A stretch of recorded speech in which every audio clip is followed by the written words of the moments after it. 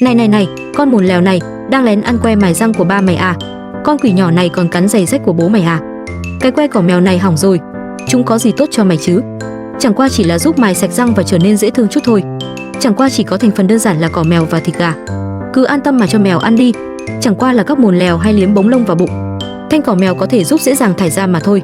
Nếu không phải vì nó có thể giúp mài răng, làm sạch răng, tăng cân và trở nên đáng yêu hơn, còn có tác dụng dễ thải lông ra, thì tao mới không chần chừ mà mua nó với giá vài chục cành ở Notapet.